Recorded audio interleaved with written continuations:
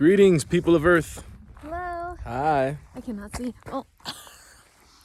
Let's go away from the car. All right. Into this beauty. Look at this. Beautiness. We are somewhere in Nevada. Rebecca's giving me some orders. But we are doing the RNA show Merry Christmas, everybody. on location. Here, we'll stop here. We'll stop here. And I know Rebecca has a subject for us today, but I'm giving you kind of the surrounding perspective. Here it is. And really how we ended up here is, she's got to hold the camera. We ended up here because there was an accident on the freeway, and I like to get off and explore alternative routes. Yes, he does. And of course, I got off the highway. She's like, "What the hell are you doing?" I said, "I don't know, but there's got to be other roads." And certainly we found one road. With Santa. And then we're going down that road. And then there was a little guy, Santa, standing on this little path. And then I said, "What the hell? Let's make a left there and we'll shoot our video here." So Here we are. here we are. So first off, Merry Christmas, everybody. We hope everyone had a wonderful time with family and friends. Today, we wanted to talk to you about in sickness and in health. Why? Because of what I just went through last week and what Andy was going through right after me. So basically, I feel Where? so far away. I just want to say, first off, I am so grateful to have this amazing man. He is always there to take care of me. Yeah, you're right here. You've always been there taking care of me, and it just surprises me how just awesome you are at just making sure I'm okay with my health and my wellness. He always goes with me to my doctor's appointments. Anytime I'm not feeling well, he tells me to rest, which is hard for me to do on my own. And last week I was put into the hospital because I had kidney stones, which is nuts because I drink so much water and I'm really healthy, and somehow I have kidney stones. He rushed me to the ER like at 6 in the morning. Didn't leave my side. I had to stay overnight because my potassium levels were really high due to probably ibuprofen. Thanks, Andy. And I don't know, the kidney stones. So I stayed overnight. He didn't leave my side. He made me feel like, I don't know, like you always just make me feel like I'm the only person in the world.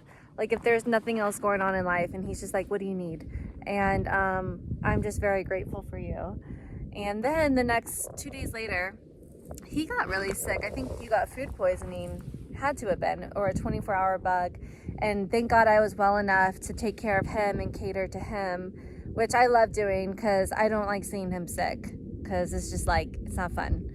But I feel like, you know, what we're trying to talk about here, or I'm talking about, is... What are you talking about? Is when you're in a relationship, like, you have to put the other person first. Their priority. Oh. And that doesn't mean only in the good times. It means in the rough times, the bad times, the times that you're sick or ill, that your significant other is there to take care of you and nurture you and bring you back to health, because ultimately my job is to do that for him. So how can I take care of him if I'm sick?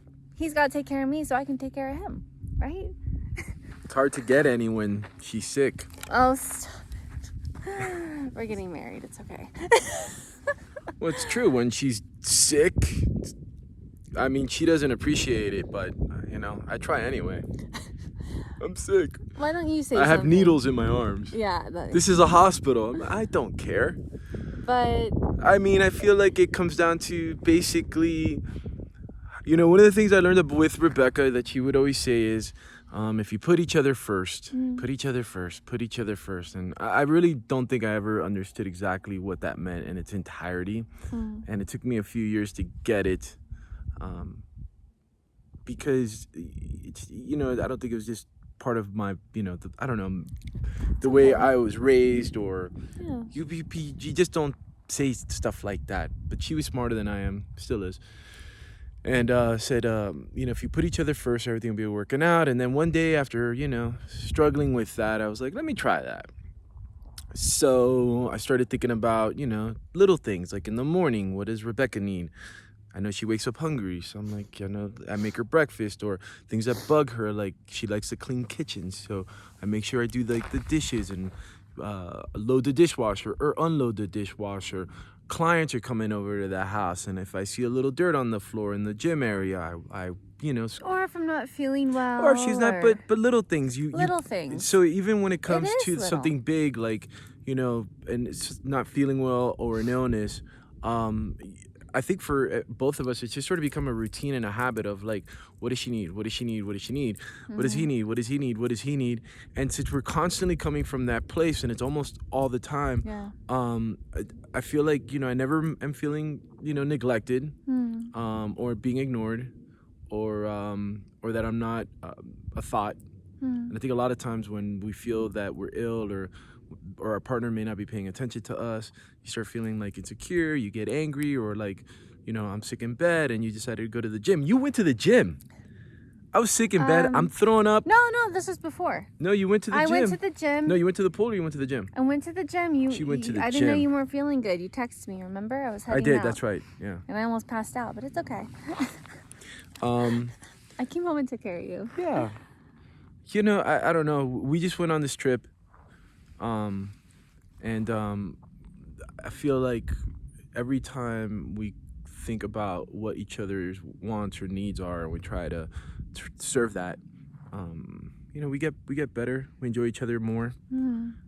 Like the other day I said I was hungry. Came out of the shower, there was a sandwich with apples. With apples. From Dad. Thank you, Dad. Yeah. From Texas. And I don't know. And things, these things don't all have to be like really small. I mean, the small things, but boring things, or like everyday life things. It could also be like momentary things, like last night. Last night what? Oh! Last night. Last night this happened. I'm gonna take some of this off. Oh. This, you guys. Carpe diem. You can't see it because it's probably got blood and all that stuff. But I got carpe diem last night, and Andy totally surprised me, and he as well got it. Here's the thing. For years, it's right there. For years, she's been talking about getting another tattoo. And he's always like, no. No tattoo. She got a beautiful body. I didn't think it needed any work done to it. It doesn't need work.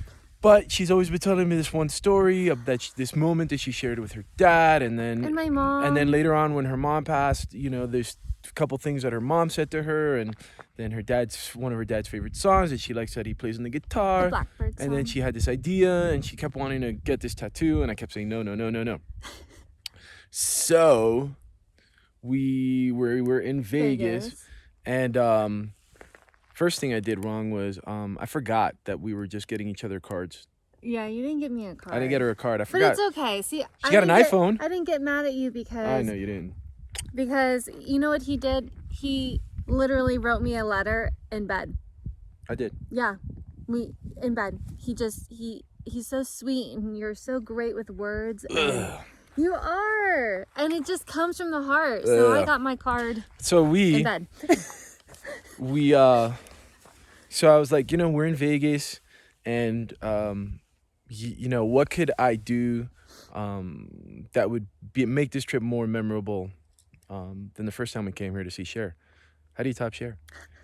And so I know she really wanted this tattoo.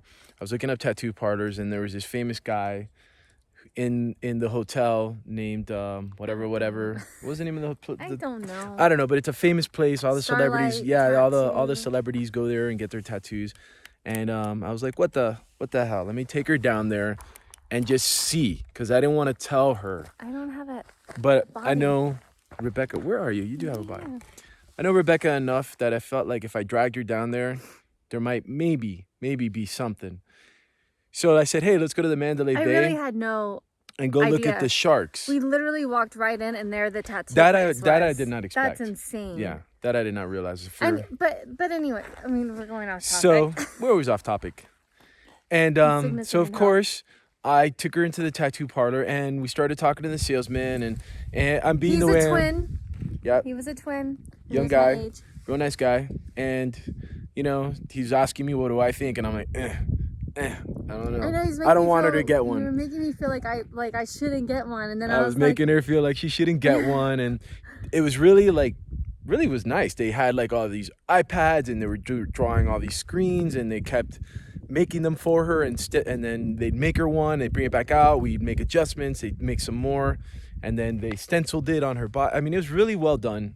Expensive as really, but way too expensive. no, but it was worth the it. experience. It was a great experience. You surprised me. So finally the guy was, Rebecca's looking at me, he's like, should I get it? And I'm like, you've been talking about it forever. If you want to get it, just get it. Fine, get it. Get your tattoo. Fine, get it. And she's like, The bird okay. should be So ascending. So what she doesn't know is that I was prepared to get whatever tattoo she was gonna get. Crazy. So I know she had talked a little bit about little butterflies at one point. She had a couple of ideas, her mom, and I was like, if she gets the fucking butterflies, I'm gonna get the butterflies. I'm gonna get whatever she gets Oh my God. and surprise her. And he did. And so when she started going with the blackbirds and stuff, I was like, all right, this is cool. They're just blackbirds. You're like, oh, no color, great. No color, great. They're not gonna be like little pink butterflies. And that'd be funny.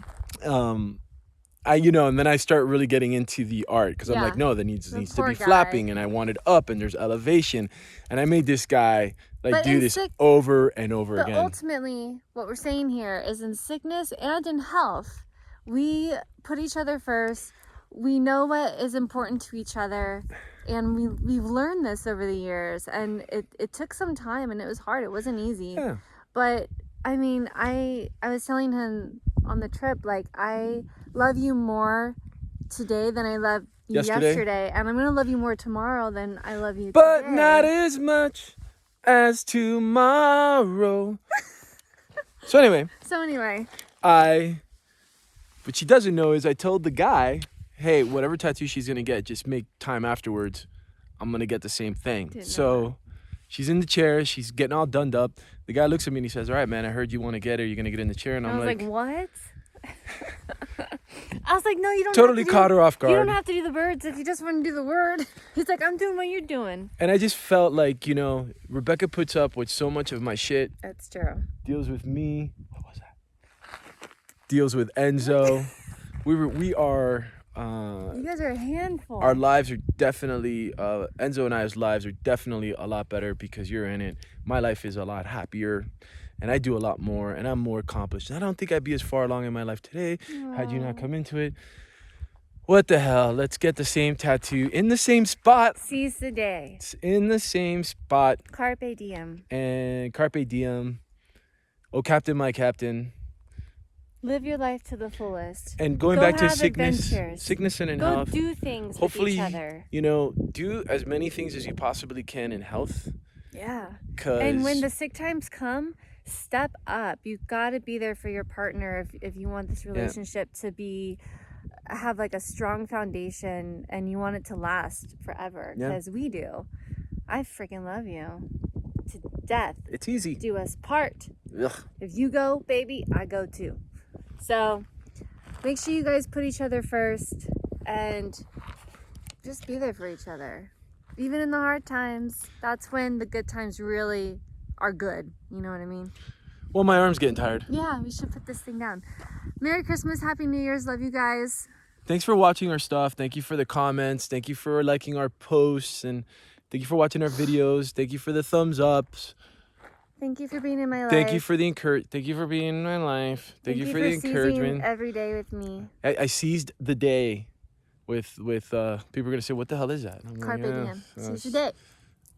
Really? Live Carpe today diem. For Little what blackbirds. it is. Andy, really? And I'm like, hey, my wife got it. I got it. That's right. It's a thing. Back off. Yeah. Anyway, hope you all are well. Let us know what you think of this video. If you're watching this on YouTube, subscribe. And we'll see what we talk about next week. And we'll see what we talk about next week. Love you. I love you too. We're going to do that. Mwah. Bye. Goodbye. Say goodbye. Okay. Bye.